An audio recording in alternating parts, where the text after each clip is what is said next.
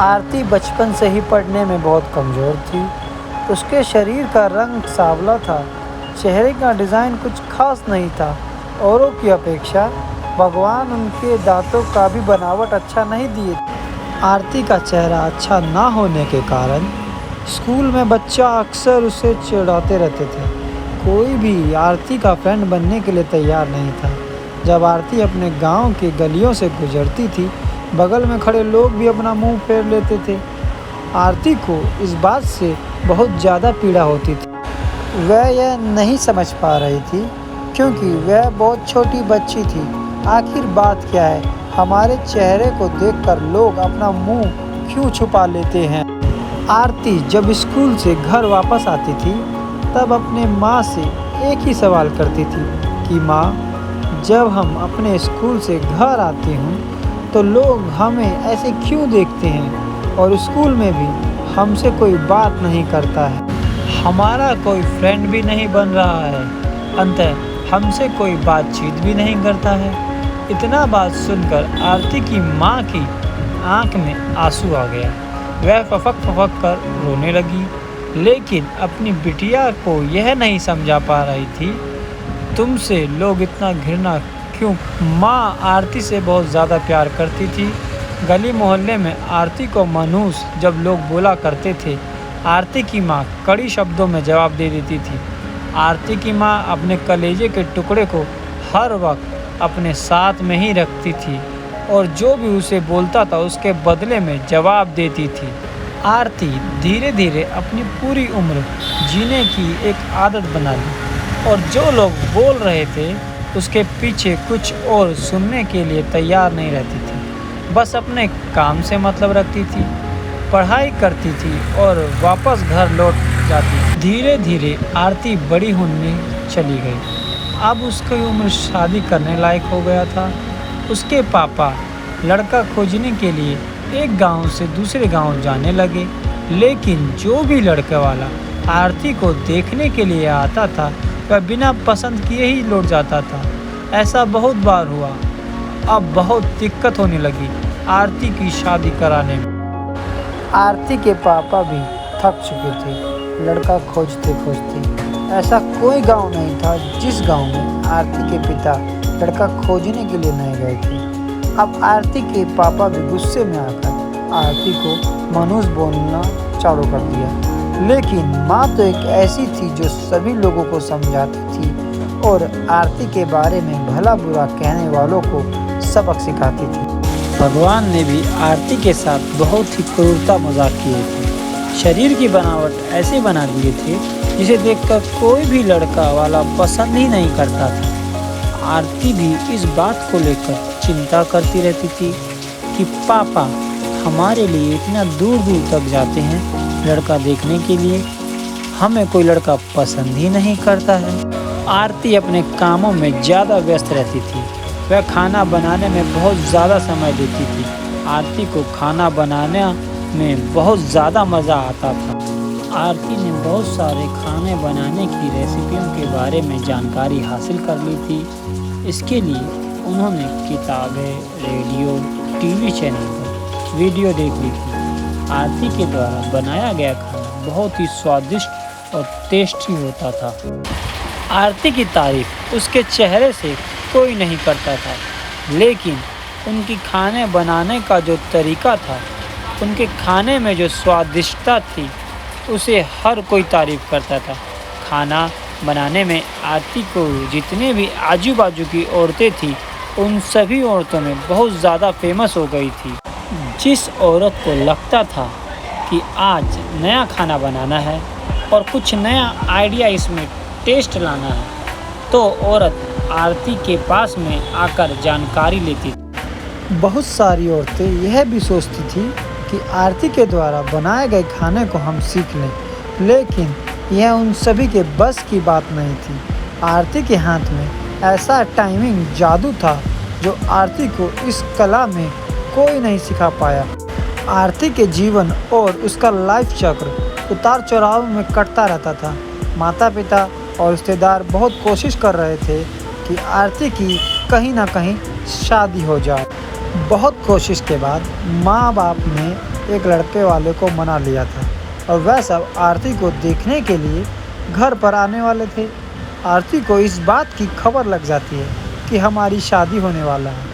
आरती दुखी हो जाती है और गुस्सा करने लगती है और आरती रोते हुए कहने लगती है कि आप सब इतना सारे लड़के वालों को देखने के लिए बुलाते हो, लेकिन कोई हमें पसंद नहीं करता है और जो भी आता है हमारे मजाक बनाकर चला जाता है। आप सब की बदनामी होती है। गांव समाज भी बोलता है कि लड़का वाला देखने आया था और आरती को पसंद नहीं किया।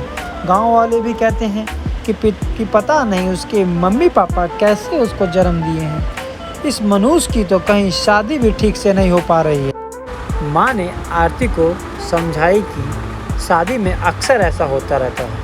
हर कोई हर किसी को पसंद नहीं होता। जिसे तुम पसंद आ जाओगी तो वो तुमसे शादी ज़रूर कर लेगा। तुम अपना ख्याल रखो, तुम अपने आप का ध्यान रखो। तो कौन तुम्हें पसंद करेगा या नहीं करेगा तुम ये उनके ऊपर छोड़ दो। अगले दिन लड़के वाले आरती को देखने आते हैं, लेकिन आरती उसी दिन सुबह में ही सज संवर कर कहीं निकल गई थी। लड़के वाले घर पर आते हैं, लेकिन मम्मी पापा को नहीं पता था कि आरती कहाँ गई है। जब लड़की देखने की बारी आती है तो आरती घर में नहीं थी।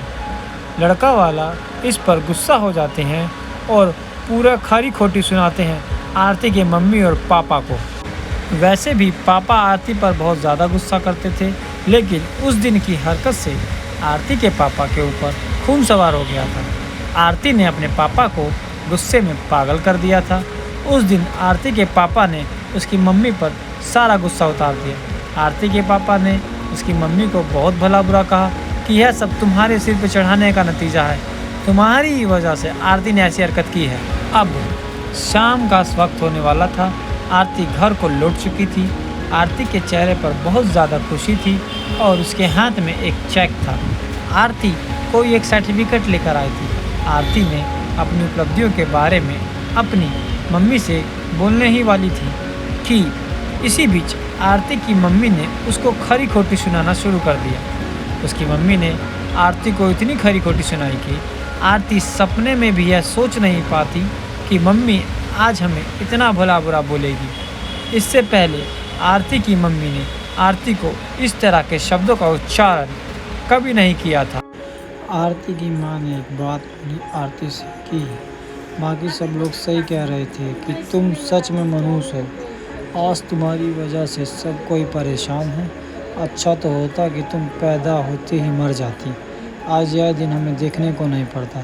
गांव घर में मेरा सिर नहीं उठा पा रहा है। आरती इस वाक्य को सुनकर अवाक थी। वह कुछ बोल नहीं पा रही थी, क्योंकि जब आरती बोलने की कोशिश कर रही थी उसकी मम्मी के शब्दों में उसकी आवाज़ दब जाता था। आरती चुपचाप निठुर भाव से खड़ी थी। आरती की आंख में आंसू बह रहे थे। आरती बिल्कुल व्याकुल हालत में खड़ी थी। वह कुछ बोल नहीं पा रही थी।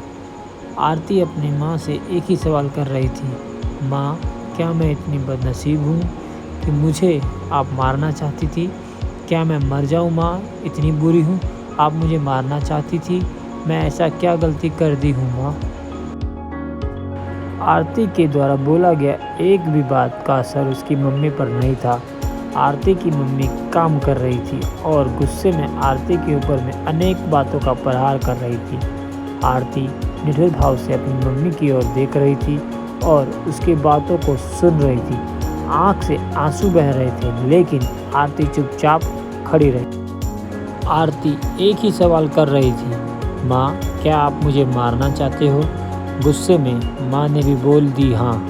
आरती बिना एक पल बिताए ही सीधा अपने कमरे में जाकर दरवाज़ा बंद कर लेती है। एक मिनट के बाद मम्मी का गुस्सा शांत होता है।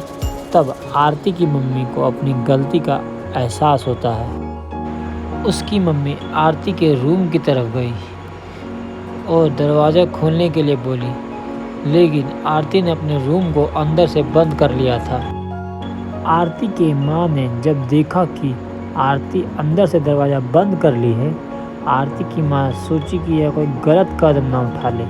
इसलिए आरती की मम्मी ने उसके पापा के पास तुरंत कॉल की और घर आने के लिए कहा। दोनों ने दरवाज़ा खोलने की काफ़ी कोशिश की, लेकिन आरती ने दरवाज़ा नहीं खोली। कुछ समय बीतने के बाद आरती के पापा को अब एहसास हो गया था कि आरती ने कुछ गलत कदम उठा लिया है। आरती के पापा ने तुरंत दरवाज़ा तोड़ने को आरती के मम्मी पापा ने अंदर का सीन देखा तो अवाक रह गए। आरती ने दुपट्टे का फंदा बनाकर पंखे से लटक रही थी। अभी ज़्यादा वक्त नहीं हुआ था, वह सिर्फ बेहोश हो गई थी। माँ और पापा ने तुरंत उसे उठाकर पंखे से अलग किए, फिर गले से दुपट्टा निकाला और बेड पर आरती को लेटा दिए। स्थिति को देखते हुए उन्होंने तुरंत डॉक्टर को कॉल लगाए। माँ की नज़र अपनी लाडली बेटी आरती के मुट्ठी बंधे हाथ पर जाता है। हाथ में एक चिट्ठी रहती है और टेबल पर पड़ी 50,000 का चेक मिलता है, जिसमें 5 स्टार होटल में शेफ़ की नौकरी करने के लिए कन्फर्मेशन लेटर था। उसी कन्फर्मेशन लेटर और चिट्ठी को लेने के लिए आरती बाहर। कुछ समय के बाद डॉक्टर आते हैं और आरती का इलाज करते हैं। डॉक्टर आरती का चेकअप करने के बाद बोलते हैं कि शुक्र है लड़की बच गई। कुछ सेकंड का और देर होती तो आज यह लड़की हम सभी के बीच में नहीं रहती। आरती बेड पर बेहोश अवस्था में पड़ी थी। डॉक्टर ने बोला कि आरती धीरे धीरे कुछ घंटों में ठीक हो जाएगी। मैं दवा लिख दे रहा हूँ, जिसे आप मेडिकल स्टोर से मंगवा लीजिए। मम्मी और पापा, मैं जानती हूँ कि मैं जन्म से लेकर आज तक कोई ऐसा कार्य नहीं की जिससे आप लोगों को गर्व महसूस हो, लेकिन मैं आपसे बताना चाहती हूँ कि मैं खाना पकाने के नेशनल अवार्ड कंपटीशन को जीत चुकी हूँ और इसमें मुझे 50,000 का चेक का प्रथम स्थान मिला है। मेरे द्वारा बनाया गया खाना ऑर्गेनाइजेशन को इतना पसंद आया कि वह मुझे एक बहुत बड़े होटल में बतौर मास्टर शेफ़ की नौकरी के लिए कन्फर्मेशन लेटर भी दे दिए था। पूरी दुनिया मेरे खिलाफ हो, मुझे इस बात का कोई फ़र्क नहीं पड़ता था और ना ही पापा की कड़वी बातें मुझे रुलाती थी। मैं पापा से हर वक्त प्यार करती थी और मम्मी को दिल से चाहती थी। मैं जानती थी कि मम्मी और पापा केवल बाहर से ही सख्त दिखते हैं, लेकिन अंदर से मुझे बहुत प्यार करते हैं। यदि मम्मी और पापा मुझे प्यार नहीं करते तो मेरे लिए बिना कुछ कहे हुए कपड़े और मिठाइयाँ किताबें नहीं ला कर देते थे। माँ की ममता और प्यार का कोई बयान नहीं कर सकता। माँ मेरी चाहत और दुनिया थी। पापा की प्यार मुझे बहुत सताएगी। मैं अब इस दुनिया को अलविदा कहकर जा रही हूँ। मेरी मम्मी और मेरे पापा इस दुनिया के सबसे खूबसूरत हैं।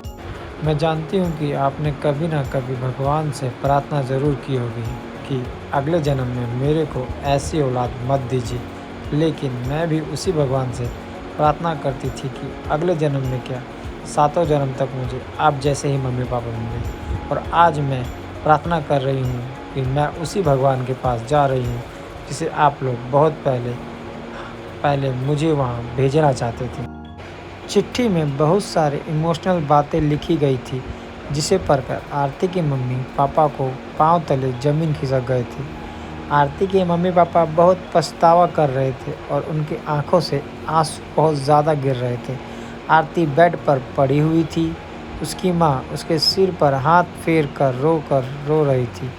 पिता को बर्दाश्त नहीं हो रहा था, वह भी आरती के लिए ज़ोर ज़ोर से चिल्लाकर रोने लगे थे। आज के इस लॉन्ग इमोशनल स्टोरी कहानी से हमें यह शिक्षा मिलती है कि हमें कभी भी दूसरों के बारे में कमेंट नहीं करना चाहिए। भगवान जो भी उस व्यक्ति को दिए वह कुछ सोच समझ कर ही दिए होंगे। दूसरों पर कमेंट करने से पहले खुद को भी देख लेना चाहिए कि हमारे अंदर कितनी अवगुणताएं हैं।